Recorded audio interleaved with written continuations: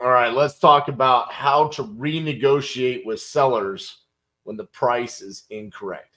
This is not a fun conversation for most wholesalers. And the reason why I feel like it's not a fun conversation to have is because you're not setting the proper expectations of the seller to even have this conversation during the acquisitions phase. So what I mean by that is we refer to it as reverse rapport. When we've identified this is a deal that we want to close, we build rapport with the seller by explaining our process, and it builds the rapport through credibility. Okay. So I'm going to explain my process. Now, if you're not following my exact process on this, I want you to explain to the seller exactly how the deal is going to go down so they don't have any confusion. Okay.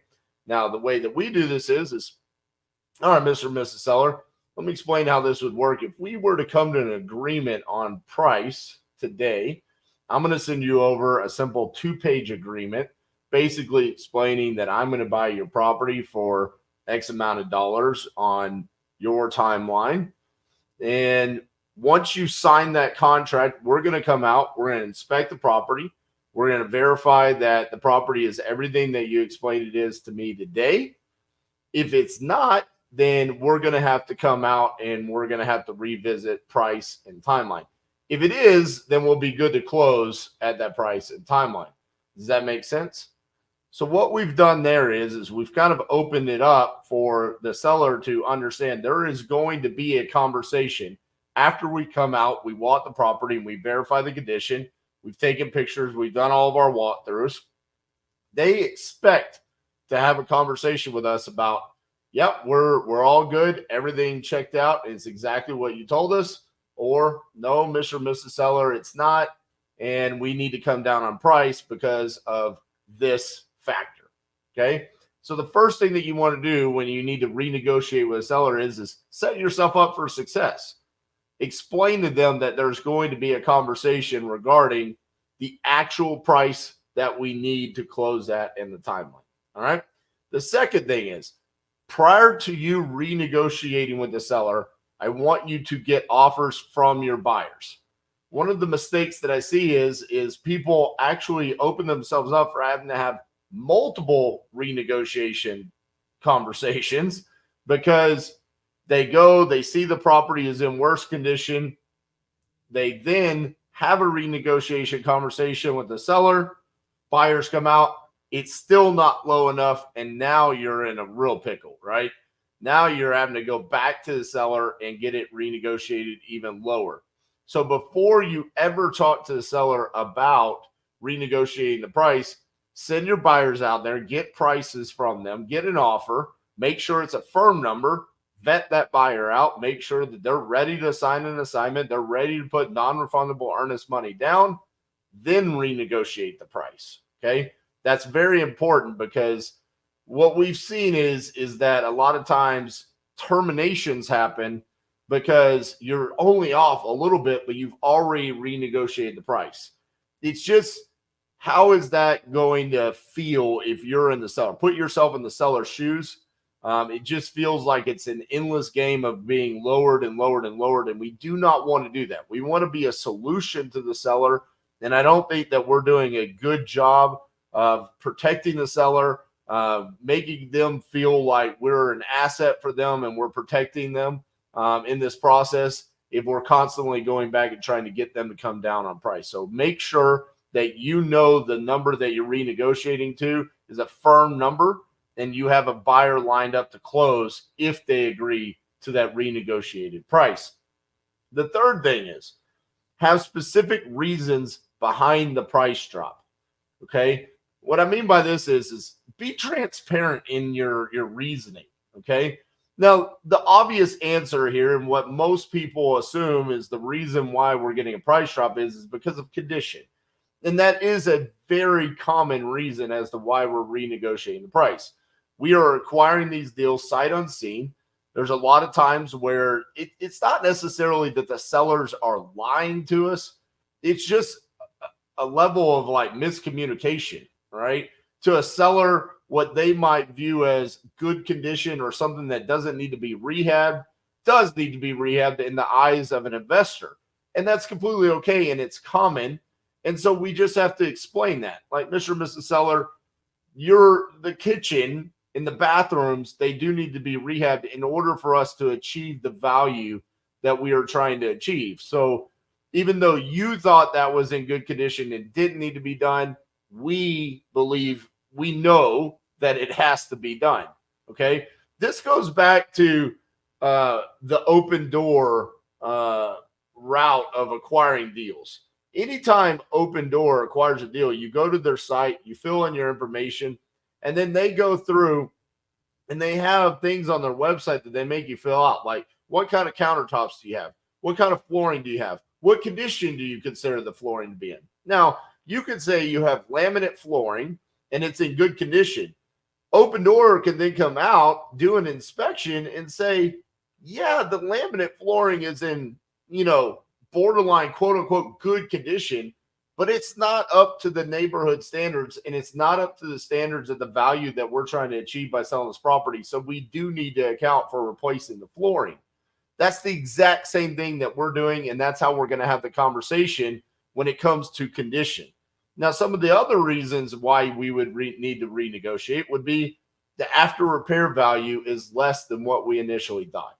Now, this is a little bit more uncomfortable for us to have this conversation, but it does happen from time to time where we analyze a deal incorrectly. Our buyers come back and they say, I see what you were looking at, but we cannot get $150,000 after repair value on this. The most that we can get is $130,000 because of this reason. Okay. Whatever those reasons are that your buyers are giving you, and whatever you missed in the analysis, just be transparent, be real and authentic with the seller, and just explain to them, this is what we're seeing. This is what we believe the after repair value of the property can be. I believe everyone is going to tell you the exact same thing. So it's not like we're trying to, poke you in the eyeball. We're not making this up. Validate it with facts, give them specific addresses, and explain it to them. And either they're going to be logical and they're going to understand what you're saying, or they're just going to be emotional about it and say, hey, I can't do that. Okay. What we see more often than not is if we come in with facts and we explain it to them logically, and we kind of back that up and explain that everyone else is going to be saying the exact same thing. This is not just a one-sided thing where we're the only buyer that's going to be seeing the exact same value. Then there's a higher chance, a higher likelihood that they're going to be willing to accept that price drop. Now, the last one is unknown circumstances that come up upon our inspection of the property. Okay. Now, these could be things that just either maybe we overlooked during the analysis of the property, or maybe it comes up upon our inspection. For example, there's times where the first thing that we do when we analyze a deal is we go on Google Street View and we look around the neighborhood. Well, there's times where there is no Google Street View, and maybe we missed something. Maybe things have changed in the neighborhood since the last time Google drove on the street and gave us a look in the area. So, for example, this could be maybe there are a bunch of new builds going on in the area, and that changes the value. Maybe there's a commercial property around the corner that's impacting the value. Maybe the neighborhood has declined since the last time we got a Google Street View, and we're just not acting quickly enough on the comps. And this is where your buyers are going to give you specific feedback. If there's something that's unknown that we just couldn't see or we didn't catch during the analysis, we need to go back. We need to explain it to them, but back up whatever your price drop is with those facts and the reasoning behind it. And that opens up your chances of getting that price drop and that renegotiation accepted. The next thing is, make sure when you're having this conversation with a seller about, hey, Mr. and Mrs. Seller, this is the price that we need to come down to, have the amendment pre-drafted and ready to be sent and signed while you're on the phone with the seller. And we don't want to run into a scenario where we're under contract with a seller. We call them to renegotiate the price and say we're under contract for $100,000. We're needing to lower the price down to $90,000. And it's because of condition. and we explain to them, Mr. and Mrs. Seller, we didn't know that the roof needed to be replaced. And because the roof needs to be replaced, we need to drop the price down from 100,000 to 90,000. Okay. They accept that. And then we wait, we get off the phone, we then draft the amendment and we send it. They view it and they don't sign it. Now we're in a very precarious position, whereas they verbally have accepted it. We're under contract, but they haven't signed the amendment. And this happens, and it's a very awkward place to be, because it's like, well, technically we're on a timeline that we're supposed to close by, but yet I don't have that amendment signed. So this is one of those scenarios where we want to make sure that amendment is pre-drafted, it's sent over to them, we walk them through it, and we try to get it signed right there on the phone, okay? Because we don't want this to take days. We really don't even want this to take hours. We kind of want to know, hey, this is accepted, it's signed, send it to the title company. The other reason why is going back to point number 2 is you get offers from your buyers before you renegotiate with the seller. So the next thing that we want to do is we want to go out, and as soon as we get that price drop, we want to accept the offer from our highest buyer, so we can get them under contract, get that non-refundable earnest money deposited. We don't want them to go find another property, and then by the time we go to them and say, hey, we want to accept your offer, they say, oh man, sorry, I already purchased another property, I'm not interested in that. That is one of the worst things that can happen, and it has happened to us before. So we want this to move very rapidly. Okay, I'm normally kind of like, hey, let's slow things down, let's not move too fast. But if we have an offer from a buyer and it's coming in lower, we want to make sure we're getting all of our offers in pretty quickly, pretty close to each other, so we can say, okay, this is the price that we need to be at. And then if we have to go renegotiate, we get that done as quickly as possible, get the amendment signed so we can get our assignment signed, and then everyone's on the same page and ready to move forward. Time can kill a deal when you're needing to renegotiate. So we definitely don't want us getting the amendment signed to be the factor that ends up killing this deal. Okay. The last thing is the conversation with the seller. Okay. Now I want you guys to understand that if you have followed what I've said so far, and you set the expectations of the seller up front, that we are going to have this conversation. When you have the conversation, you open up. One thing is you need to have this conversation with certainty and be unapologetic about it. One of the things I've seen is that specifically when it's like your first or second time to ever have a conversation with a seller, it's almost like it's just this constant, like, I'm so sorry that we're having to do this, but we can't close at $100,000 because of the roof needs to be replaced, and I'm so sorry, but we need to come down to 90,000. If you think you can make that work, it's just there.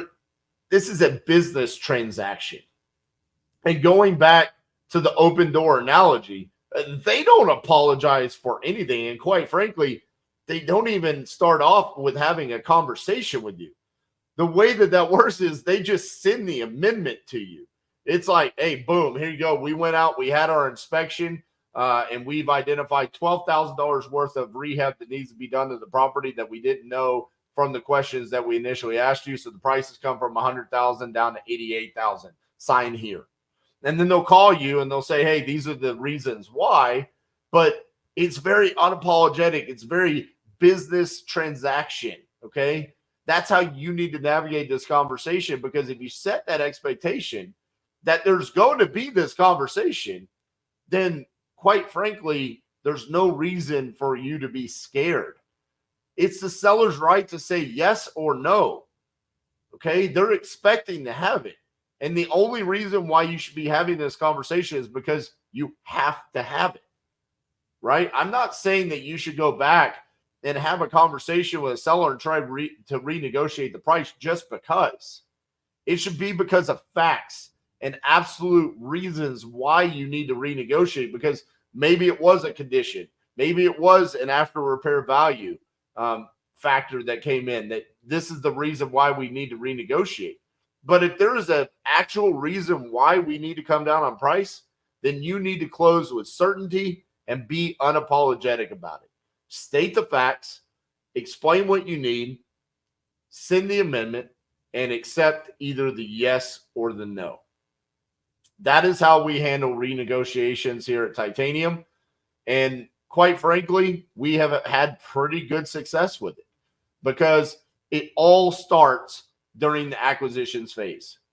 If you do a great job of setting those expectations and then being real and raw and transparent about the reasons why you're renegotiating the price, your closing percent is going to go extremely high because that is what the sellers expected.